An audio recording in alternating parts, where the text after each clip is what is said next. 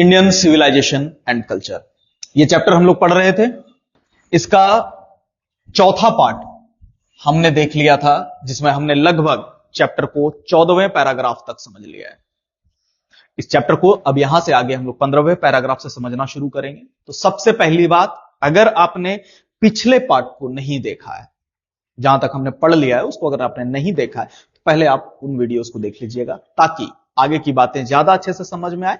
और अगर आपने ये सारे पार्ट्स देख लिए हैं, 14वें पैराग्राफ तक सब कुछ क्लियर है, तो आगे इसको आप समझना शुरू करते हैं। इस पूरे चैप्टर को जो हम लोग समझेंगे, उसके समझने का तरीका जो होगा हमारा, तो लाइन बाय लाइन रीडिंग करते हुए चैप्टर को हम आगे बढ़ेंगे। और इसके साथ ही इसमें जितने भी इंपॉर्टेंट वर्ड्स आएंगे उनके अर्थ को समझेंगे, और उसके बाद हम देखेंगे कि उस लाइन में क्या कहा जा रहा है। यानी सबसे पहले लाइन की रीडिंग, उसके बाद इंपॉर्टेंट वर्ड्स, और उसके बाद फिर उस लाइन के अर्थ को समझना है। हमारा चैप्टर 15वें पैराग्राफ में शुरू होता है, जिसमें गांधी जी कहते हैं, just as in the West, they have made wonderful discoveries in things material. Similarly, Hinduism has made still more marvelous discoveries in things of religion, of the spirit, of the soul. एक शब्द आया हुआ है यहां पर, wonderful. Wonderful कहते हैं आश्चर्यजनक, अद्भुत को। डिस्कवरी कहते हैं खोज को। मटेरियल यानी कि जो भौतिक चीजें हैं, उसके साथ सिमिलरली, समान रूप से, हिंदुइज्म, हिंदुत्व को कहा जा रहा है, जो इंडिया के कल्चर को रिप्रेजेंट कर रहा है। और स्टिल यानी फिर भी, अभी भी। मार्वेलस कहते हैं शानदार। डिस्कवरीज यानी खोज। रिलीजन कहते हैं धर्म को। स्पिरिट कहते हैं आत्मा से संबंधित, सोल, अध्यात्म, इनकी बातें हो रही है। गांधी जी यहां पे कहना क्या चाह रहे हैं? गांधी जी कहते हैं कि just as in the west, जैसे कि पश्चिम में, पश्चिम यानी पश्चिमी देशों में, पश्चिमी सिविलाइजेशंस में, दे हैव मेड, उन्होंने बनाए हैं, बहुत ही सुंदर, आश्चर्यजनक, बहुत सारी खोजें की हैं उन्होंने। किस चीज से रिलेटेड? मैटेरियलिस्टिक चीजें, भौतिक चीजें, पदार्थ से रिलेटेड चीजें उन्होंने जितनी खोज की है, सिमिलरली उसी तरह से हिंदुत्ववाद जो है उसने खोज की है, उससे भी ज्यादा, मोर मार्वेलस, उससे ज्यादा शानदार डिस्कवरीज की हैं। लेकिन किस चीज में? इन थिंग्स ऑफ रिलीजन, धर्म के क्षेत्र में। जिस समय पश्चिमी सभ्यता वस्तुओं के पीछे, भौतिकता के पीछे भाग रही है, उस समय हिंदू धर्म, हिंदुइज्म जो है वो धर्म की तरफ जा रहा है। उस समय वो स्पिरिट, अध्यात्म की तरफ जा रहा है और आत्मा को समझने की कोशिश कर रहा है। वो जानना चाह रहा है, ये सारी डिस्कवरी इस दिशा में हो रही हैं कि इंसान आखिर सफर क्यों कर रहा है, वो आखिर दुख क्यों भोग रहा है, उसको आखिर इन चीजों से मुक्ति कैसे मिले, जीवन की गुणवत्ता कैसे इंप्रूव हो। इसके आगे गांधी जी कहते हैं, but we have no eye for these great and fine discoveries. We are dazzled by the material progress that western science has made. यहां एक शब्द आया हुआ है डिस्कवरी, इस खोज को कहते हैं। डेजल्ड कहते हैं चौंधिया जाना आंखों का, जैसे कि बहुत ज्यादा लाइट एक साथ पड़ती है, किसी भी चमक धमक की चीज से हम लोग बहुत हैरान होते हैं ना, आंखें चौंधिया गई। इसका मतलब जैसे कि मान लीजिए कोई नया आपने फोन देख लिया, कोई नई गाड़ी का एड देख लिया, किसी नए मॉडलिंग के किसी चीज को देख लिया, आपको लगता है क्या कि वाओ कितनी बड़ी आविष्कार है ये, कितना बड़ा आविष्कार है ये। प्रोग्रेस कहते हैं तरक्की को, मेड यानी किया। तो गांधी जी यहां कह रहे हैं कि but we have no eye, हमारी नजरें नहीं है उन चीजों पे, for these great and fine discoveries, इन बहुत ही महान और बारीक खोजें जो हुई हैं, सूक्ष्म स्तर की जो खोजें हुई हैं। कौन सी खोजें? जो कि इंडियन सिविलाइजेशन में बात कही जा रही है कि यहां के सभ्यता में हमने स्पिरिट के बारे में, अध्यात्म के बारे में, या फिर मुक्ति, मोक्ष या जीवन की गुणवत्ता को सुधारने के बारे में बातें की ना, जब पश्चिमी सभ्यताएं अपने भौतिक रूप से मैटेरियलिस्टिक दुनिया के प्रसार में लगी हुई थी। यहां कहा जा रहा है कि वी आर डेजल्ड, हमारी आंखें चौंधियाई हुई हैं। हम लोग कोई भी मैटेरियलिस्टिक चीज देखते हैं, बड़ी बिल्डिंगें दिख रही हैं, चकाचौंध वाली सड़कें दिख रही हैं, बड़े ब्रांड्स दिख रहे हैं, कपड़े के ब्रांड्स दिख रहे हैं, या फिर उसके अलावा आपको कोई फोन का ब्रांड दिख रहा है, कपड़े का ब्रांड आ रहा है, कुछ भी मॉडलिंग की दुनिया में आ रहे हैं, फिल्में आ रहे हैं, सितारे आ रहे हैं, सेलिब्रिटीज हो रहे हैं। हमारी आंखें चौंधियाई हुई। We are dazzled by the material progress, ये जो भौतिक स्तर पे जो तरक्की हो रही है उसकी वजह से हमारी आंखें चौंधियाई हुई हैं, जो कि कहां हो रहा है? वेस्टर्न साइंस है। वेस्टर्न साइंस पूरी तरह से इसी चीज पर आधारित है। गांधी जी का पूरा फोकस इस चीज पे है कि वो चीजें हमारे जो ध्यान को खींच रही हैं उधर ना जाए, बल्कि इंडियन सिविलाइजेशन में जो खूबसूरत चीजें उधर जाएं। उसके बाद गांधी कहते हैं कि I am not enamoured of that progress. In fact, it almost seems as though God in his wisdom has prevented India from progressing along those lines so that it might fulfill its special mission of resisting the onrush of materialism. यहां एक शब्द आया हुआ है, enamoured. I am not enamoured of that progress. Enamoured का अर्थ होता है कि उससे चकित नहीं होना, ना ही उससे किसी तरह से डिस्टर्ब होना। ठीक, एक शब्द आया हुआ है सीम। सीम शब्द का अर्थ होता है लगना। प्रिवेंट कहते हैं उस चीज को बचाना। विजडम बुद्धिमत्ता को कहते हैं। अलोंग का अर्थ होता है उसके साथ चलना। प्रोग्रेस का अर्थ होता है तरक्की करना, उस रास्ते पे आगे बढ़ना। फुलफिल कहते हैं पूरा करने को। उसके साथ रेसिस्ट करने का अर्थ होता है उस चीज को रोकना, उस तरफ जाने से रोकना किसी चीज को। स्पेशल होता है खास। मेटेरियलिज्म कहते हैं भौतिकवाद को, और ऑन रश कहते हैं उस तरफ की दौड़ को। ये शब्द एक्चुअली रश से बना है। रश का अर्थ ही होता है भाग दौड़, उस दिशा में भागना। अब यहां पर समझते हैं कि आखिर गांधी जी कहना क्या चाह रहे हैं इस लाइन। वो कहते हैं पहले तो कि I am not enamoured of that progress. ये जो मेटेरियलिस्टिक प्रोग्रेस दिख रहा है उससे मुझे कोई भी आपत्ति, दिक्कत कुछ भी नहीं है, ना ही मैं उससे प्रभावित हूं। इनफैक्ट वास्तव में इट ऑलमोस्ट सीम्स, ये लगभग ऐसा लगता है जैसे मानो कि एज दो गॉड, ईश्वर ने इन हिज विजडम, अपनी बुद्धिमत्ता से जानबूझकर, हैज प्रिवेंटेड, बचाए रखा है इंडिया को फ्रॉम, किस चीज से? प्रोग्रेसिंग, आगे बढ़ने से। किस तरफ? अलोंग दोज लाइन्स, उस दिशा में, उस रास्ते पर चलने से रोका है। सो दैट, ताकि, इट माइट, ये कर सके, क्या कर सके? फुलफिल, पूरा कर सके, इट्स स्पेशल मिशन, इसके खास उद्देश्य को। मिशन किसको कहते हैं? उद्देश्य को। यानी ये खास उद्देश्य पूरा कर सके। किस चीज का उद्देश्य? Of resisting the onrush of materialism.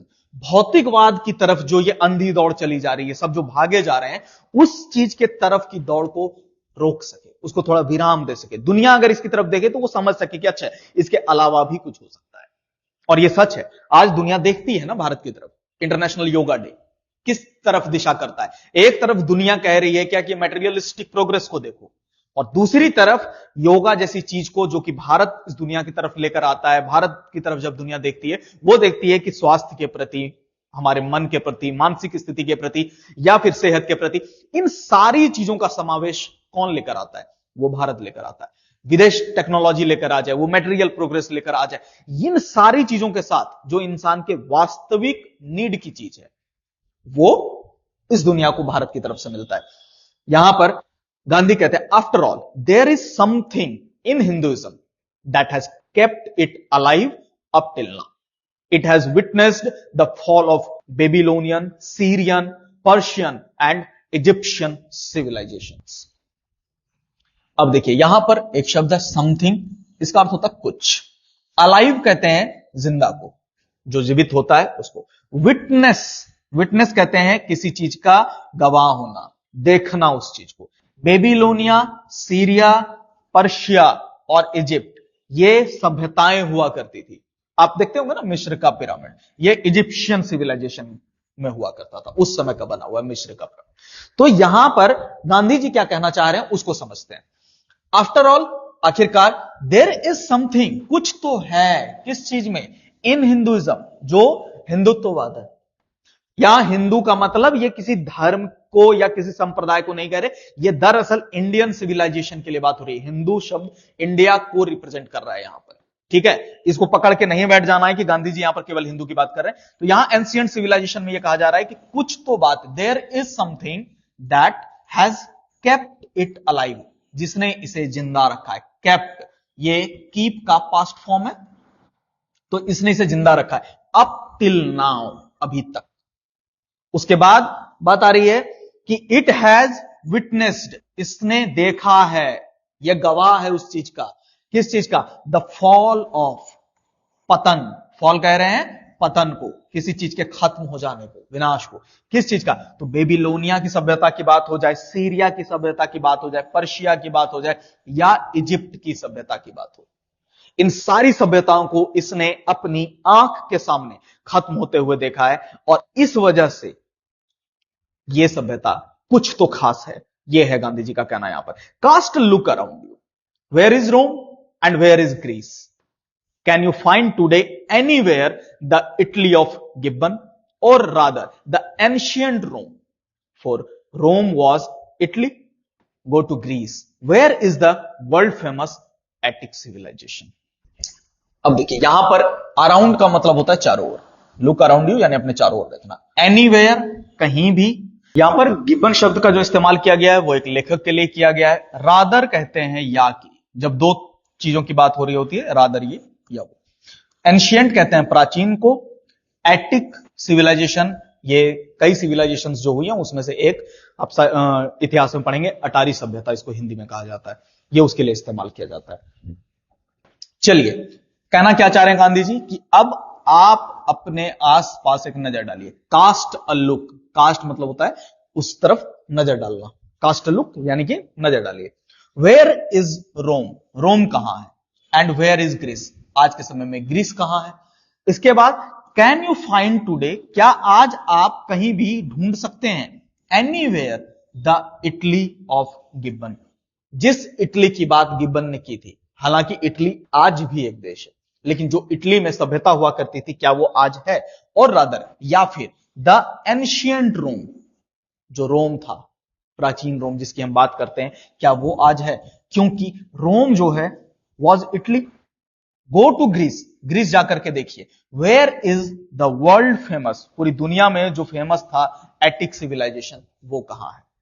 इसके बाद वो जोड़ रहे हैं कि then coming to India, let one go through the most ancient records and then look around you, and you would be constrained to say, yes, I see here ancient India is still living. Through कहते हैं go through, यानी किसी चीज से होकर गुजरना। Records, जो भी आपके पास दस्तावेज होते हैं या फिर जो भी आपके पास आपने कलेक्शन बनाकर रखा है, उसे रिकॉर्ड कहा जाता है। कॉन्स्ट्रेंट कहते हैं मजबूर हो जाना, और एंशियंट कहते हैं प्राचीन को। गांधी जी कहना क्या चाह रहे हैं? देन कमिंग टू इंडिया, आपने दुनिया देख लिया, कोई सभ्यता नहीं मिल रही है, उसके पुराने फॉर्म में वो नहीं मिल रहा, लेकिन वो कहते हैं देन कमिंग टू इंडिया, लेकिन जब आप भारत आते हैं, लेट वन गो थ्रू, जो भी देखना चाहे उसे होकर गुजरने दीजिए मोस्ट एंशियंट रिकॉर्ड्स से, जो भी हमारे प्राचीन से प्राचीन रिकॉर्ड्स है हमारे पास, चाहे महाभारत की बात हो जाए, चाहे गीता की बात हो जाए, चाहे पुराणों की बात हो, चाहे वेदों की बात हो, शास्त्रों की, उपनिषदों की, उन सभी से उसको होकर गुजरने दीजिए। And then look around you, और फिर आप अपने आसपास देखिए, and you would be constrained, और आप ये कहने पे मजबूर हो जाएंगे कि यस, हां, I see here ancient India still living, मैं देख सकता हूं यहां पर प्राचीन भारत को अभी भी सांस लेते हुए, अभी भी यहां पर वो सभ्यता जीवित है। इसके बाद गांधी जी कह रहे हैं, true there were dung heaps to here and there, but there are rich treasures buried under them. देखिए, डंग कहते हैं गोबर को, डंग हीप्स यानी कि गोबर के ढेर, ट्रेजर कहते हैं खजाने को, बरी होता है शब्द, कहते हैं दफनाने को, दफन होना, बरीड यानी कहीं पे दफन है वो, अंडर उसके नीचे, और देम उनके नीचे। गांधी जी कहना क्या चाह रहे हैं कि यह बात सच है, ट्रू, सच है कि कहीं ना कहीं कुछ कुछ अवशेष मिलेंगे, डंग हिप्स मिलेंगे, कुछ खंडहर मिलेंगे आपको, यहां पर ऐसा कुछ हो सकता है, हियर एंड देयर, यहां वहां आपको ऐसा कुछ मिल सकता है, बट लेकिन देयर आर रिच ट्रेजर्स, समृद्ध खजाने हैं जो कि उनके नीचे दफनाए हुए हैं, उनके नीचे दफन है। यहां किसी भी पुराने खंडर को आप देख रहे हैं, वो कोई नॉर्मल खंडर नहीं है, वो किसी न किसी राजा की विरासत है, राजा का महल हुआ करता था। कोई भी आप प्राचीन मंदिर देख रहे हैं, वो अपने समय में एक अलग वैभव का हुआ करता था। तो उनका कहना है कि हां, कई जगह पर हो सकता है, आप जो रिकॉर्ड्स में पढ़ेंगे, वो रिकॉर्ड्स को जब आप खंगालेंगे, जमीन पर जाएंगे, हो सकता है आपको अवशेष की तरह दिखे, बट आपको उसके बाद दिखेगा कि वहां पर भी कई बेशकीमती खजाने दफन है। And the reason why it has survived is that the end which Hinduism set before it was not development along material but spiritual lines. अब यहां पर एक वर्ड है रीजन, उसका कारण, सरवाइव करना यानी कि जिंदा रहना, बने रहना, अस्तित्व में रहना। हिंदुत्व को कहा जा रहा है एंशिएंट सिविलाइजेशन यानी इंडियन सिविलाइजेशन को। डेवलपमेंट कहते हैं विकास को, विकसित होने को, और स्पिरिचुअल यानी आध्यात्मिक। गांधी जी क्या कहने की कोशिश कर रहे हैं? वो कहते हैं कि and the reason why it has survive, और फिर वो कारण कि आखिर ये क्यों अब तक सर्वाइव किया है, क्यों इसकी सर्वाइवल की बात हो रही है, वो ये है कि द एंड, जो छोर, आप किसी भी सफर पे चलते हैं, आप एक जगह से शुरुआत करेंगे तो एक आपके पास लक्ष्य होगा ही कि मुझे यहां पहुंचना है। वो जो छोर होता है किसी भी, चाहे समाज की बात हो, किसी इंसान की बात हो, किसी भी सभ्यता की बात हो, उसके पास होता है कि हमें आखिर हासिल क्या करना है। किसी को संप्रभुता हासिल करनी है, किसी को दूसरे पे कब्जा करना है, हमला करना है, कुछ जीतना है, या फिर अपने आप में समृद्धि लानी है। तो कहा जा रहा है कि जो अंत या फिर जो सिरा जो कि हिंदुइज्म ने सेट किया अपने सामने, वो डेवलपमेंट अलोंग मटेरियल नहीं था, उसे भौतिकवाद की तरफ विकास नहीं चाहिए था, लेकिन किधर चाहिए था, जब बल्कि स्पिरिचुअल लाइंस, आध्यात्मिक दिशा में चाहिए थी। यही वजह है कि आपको आज से 5000 साल पहले के भी कई सारे स्क्रिप्चर्स मिलते हैं, अध्यात्म से जुड़ी हुई चीजें मिल रही हैं, आपको जीवन से जुड़ी हुई चीजें मिल रही हैं, स्वास्थ्य से जुड़ी चीजें मिल रही हैं, मन के ऊपर बातें की जा रही हैं। जो आज साइकोलॉजी जिन चीजों को रिवील कर रहा है, वो यहां पर हजारों साल पहले किया जा चुका है। This is Indian civilisation. इस सिविलाइजेशन की बात कर रहे हैं यहां पर Gandhi ji. Our civilisation, our culture, our swaraj depends not upon multiplying our wants, self indulgences, but upon restricting wants, self denial. इस स्वराज का सीधा मतलब है कि अपने ऊपर अपना शासन होना, किसी के अंदर किसी का शासन हमारे ऊपर ना होना। डिपेंड कहते हैं निर्भर होने को, मल्टीप्लाई करना यानी कि उसे और बढ़ाना, सेल्फ इंडल्जेंस, इंडल्जेंस शब्द को हम लोग पीछे भी देख चुके हैं, यानी किसी चीज में संलिप्त होना, किसी चीज में खो जाना, किसी चीज का भोगना, सेल्फ इंडल्जेंस यानी कि आत्मभोग। उसके बाद अपॉन यानी कि किसी चीज के ऊपर, रेस्ट्रिक्टिंग, रेस्ट्रिक्ट करना यानी कि उस चीज से रोकना, सेल्फ डिनायल यानी कि खुद ही उस चीज को मना करना, सेल्फ डिनायल यानी कि अपने आप को कहीं ना कहीं पीछे रखना, यानी कि एक तरह से आप कहते हैं स्वार्थ से बचना। सेल्फ डिनायल यानी कि खुद की तरफ आप नहीं जा रहे हैं, खुद को बाद में रख रहे हैं, आप बाकी चीजों को पहले रख रहे हैं, उस चीज को, उस स्थिति को आप सेल्फ डिनायल बोलते हैं। गांधी जी कहना क्या चाह रहे हैं? वो कहते हैं कि हमारी जो सभ्यता है, आवर सिविलाइजेशन, हमारी संस्कृति जो, आवर कल्चर, हमारा जो स्वराज, ये किस चीज पे डिपेंड करता है? इट डिपेंड्स नॉट, ये इस चीज पे डिपेंड नहीं करता कि हम लोग हमारी इच्छाओं को, आवर वांट्स, सेल्फ इंडल्जेंसेस को, उसमें भोग विलास करने की जो फितरत होती है, उसको मल्टीप्लाई करें, उसको बढ़ाते चले जाएं, बल्कि किस चीज पे डिपेंड करता है कि हम अपने आप को उस चीज से रोकें, अपने ऊपर आत्म संयम रखें, सेल्फ डिनायल की तरफ लेकर के जाएं, आत्म संयम के साथ पेश आए उस चीज की तरफ। आगे गांधी जी कह रहे हैं कि European civilisation is no doubt suited for the Europeans, but it will mean ruin for India if we endeavor to copy it. European, Europe से संबंधित चीजों की बात हो रही है, सूट करना यानी जचना, उस पर सही से फिट बैठ जाना। यूरोपियंस एंडिवर यानी कि साहस को कहते हैं, किसी भी चीज से रिलेटेड, रूइन यानी बर्बाद कर देना। गांधी जी कहना क्या चाह रहे हैं इस लाइन में? वो कह रहे हैं कि यूरोपियन जो सिविलाइजेशन है, इस पे कोई मुझे संदेह नहीं है कि वो सूट करता है किसको? यूरोपियंस को, जो यूरोप में रहने वाले लोग हैं। मान लेते हैं उनका पहनावा है कि उन्हें कोट पैंट पहनना है, वो उन्हें सूट करता है क्योंकि वो ठंडी जलवायु वाले इलाके में रह रहे हैं। उनके घर के बनावट का तरीका है कि शीशे लगाने हैं, वो उन्हें इसलिए लगाना है क्योंकि भाई वहां पर गर्मी नहीं है, जब भी सूरज उगे तो उनको प्रॉपर रोशनी मिले। उनका खान पान है, पिज्जा खाना है, बर्गर खाना है, ब्रेड खाना है। क्यों? क्योंकि वो ताजे फल सब्जियां खेतों से तोड़ के नहीं ला सकते, बर्फ जमा हुआ है सब तरफ। लेकिन अब अगर हमने उसे कॉपी करना स्टार्ट किया तो गांधी जी कहते हैं लेकिन इट विल मीन रूइन, ये हमारे लिए सिर्फ बर्बादी होगी अगर इंडिया जो है वो इसका साहस करता है कि वो उसकी नकल करे, जो कि आज हो रहा है।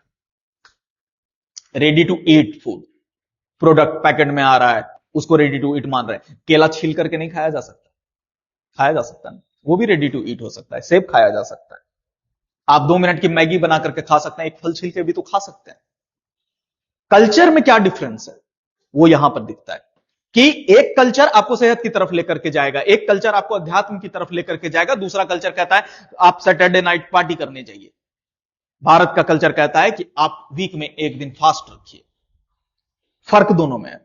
जब आप यही चीज बाद में वो मेडिकल साइंस से लाकर दिखाएंगे कि हां फास्ट रखने के प्रोसेस में क्या होता है, शरीर अपने आप को ठीक करता है, ऑटोफेगी का प्रोसेस होता है, ये होता है, वो होता है, हमारे सेहत के लिए अच्छा होता है। और ये सभ्यता जो भारत की सभ्यता है, इंडियन सिविलाइजेशन, इंडियन कल्चर, ये हजारों साल पहले जान चुका था कि भूखे रहना, फास्ट रखना मन को संयमित करता है, हमारे शरीर को ठीक करता है। सप्ताह में एक दिन अगर फास्ट रखते हैं तो ये हमें और बेहतर बनाता है।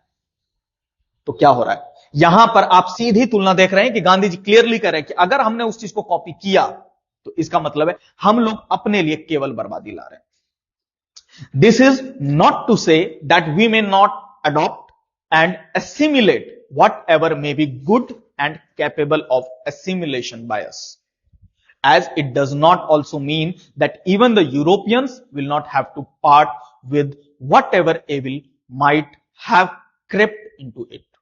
देखिए यहां कुछ इंपॉर्टेंट वर्ड्स हैं। पहला वर्ड है अडॉप्ट। अडॉप्ट करने का अर्थ होता है अपनाना उस चीज को, ठीक है।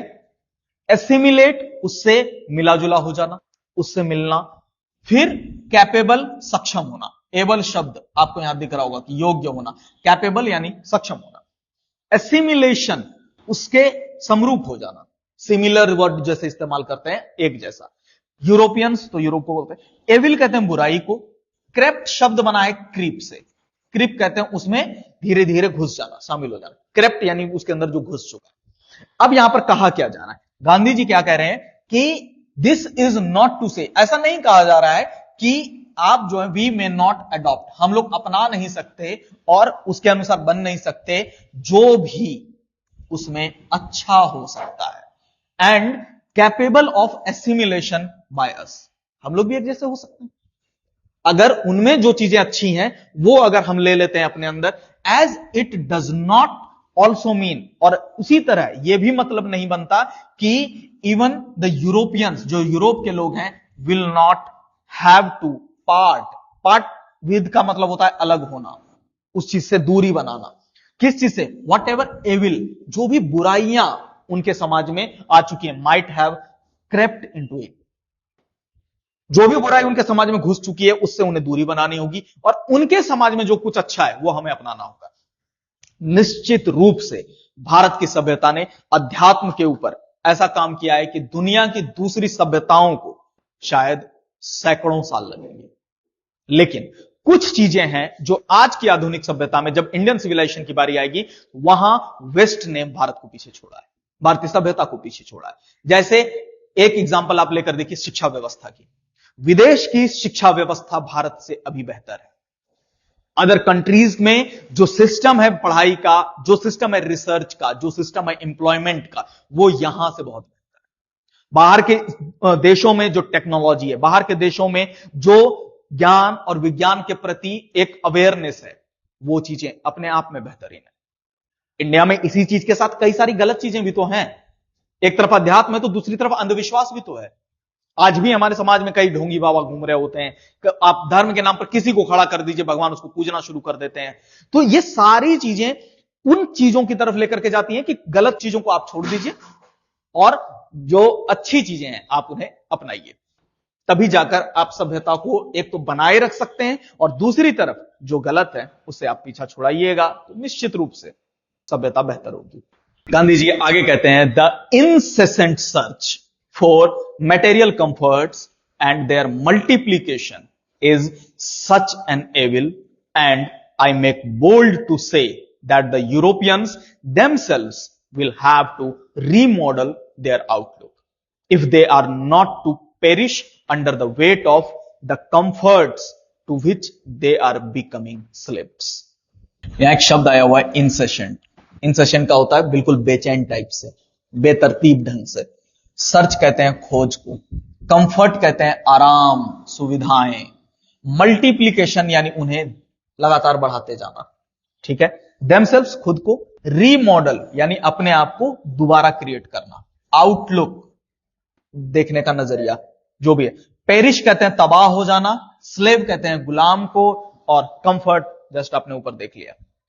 गांधी जी कह रहे हैं कि द इनसेसेंट सर्च, ये जो बेचैनी भरी खोज है, ये जो बेतरतीब तरीके से हम लोग खोज रहे हैं फॉर मटेरियल कंफर्ट्स, दुनियादारी की जो भौतिक चीजें हैं उसमें जो हम लोग आराम खोजने की पूरी रेस में लगे पड़े हैं कि बेहतर फैन है तो बेहतर एसी बना दिया, एसी में भी कई वेरिएंट्स बन रहे हैं, फ्रिज का वेरिएंट बन रहा है, टीवी का वेरिएंट बन रहा है, मोबाइल फोन का वेरिएंट बन रहा है। हमें बार बार लग रहा है कि उनका जो मल्टीप्लीकेशन हो रहा है वो कंफर्ट की तरफ ले जा रहा है, लेकिन इज सच एन एविल, वो एक ऐसी बुराई है, and I make bold to say, मुझे ये कहते हुए झिझक नहीं हो रही है, बहुत बड़ी बात मैं कह रहा हूं लेकिन ये झिझक नहीं है। गांधी जी कहते हैं कि यूरोपियन जो हैं, जो यूरोप के लोग हैं, वो देमसेल्व्स, वो खुद भी विल हैव टू रीमॉडल, उन्हें अपना तरीका बदलना होगा, अपना नजरिया बदलना होगा, इफ अगर वे लोग नहीं चाहते हैं कि वो बर्बाद हो जाए। किस चीज में? अंडर द वेट, उस चीज के वजन के नीचे दब जाए, खत्म हो जाए, जो कि comfort which they are becoming slaves, जिस आराम तलबी के वो गुलाम होते जा रहे हैं, जो उन्होंने गुलामी का रास्ता चुन लिया है भौतिक चीजों का, कि मुझे ये सुविधा भी चाहिए, ये सुविधा भी चाहिए, ये सुविधा भी चाहिए। तो गांधी जी को यह डर है कि कहीं वो चीज उन्हें डुबा न दे, उस चीज की वजह से उनकी सभ्यता ही खत्म ना हो जाए। It may be that my reading is wrong, but I know that for India to run after the golden fleece is to quote certain death। यहां एक शब्द आया हुआ है रॉन्ग, यानी गलत। कोर्ट, कोर्ट का यहां पर अर्थ है कचहरी वाला कोर्ट नहीं, यहां कोर्ट का अर्थ है सामना करना। सर्टेन यानी निश्चित, और डेथ यानी मौत, मौत, ठीक है। गोल्डन फ्लिस यानी कि ये जो सोने का ये जो हंस दिख रहा है उसकी बात हो रही है, ठीक है। अब यहां कहा क्या जा रहा है उसको देखते हैं।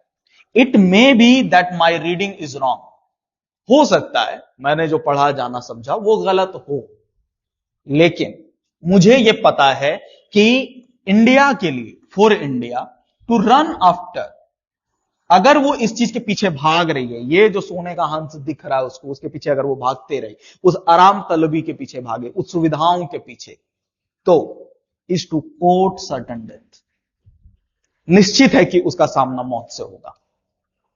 यानी अगर यह सभ्यता इसी तरह बिल्कुल अंधे तरीके से भौतिकवाद की तरफ बढ़ती रही तो वो पक्का है कि सभ्यता धीरे धीरे खत्म हो जाएगी। और यह हो रहा है आज के समय में, जिस लेवल पर जंक फूड्स की बात हो रही है, जिस लेवल पर आप वल्गैरिटी का देखते हैं या जो कुछ भी देख रहे हैं, वो चीजें भारत को उस तरफ लेकर जा रही है कि सभ्यता नष्ट हो सकती है। इसके बाद हमारा अगला लेक्चर पार्ट 6 आएगा। इस वीडियो में हम लोग इस पार्ट को यहां पर रोक रहे हैं। अगले पार्ट में जो पैराग्राफ 24 है, जो कि आखिरी पैराग्राफ है इस चैप्टर का, उसे देखकर हम लोग खत्म करेंगे। And for best results, you know it very well कि आपको सबसे पहले जिस पैराग्राफ तक हमने पढ़ा उसके समरी को लिखने की कोशिश करनी है, एंड लास्ट तक इसको आप रीडिंग देकर आइए।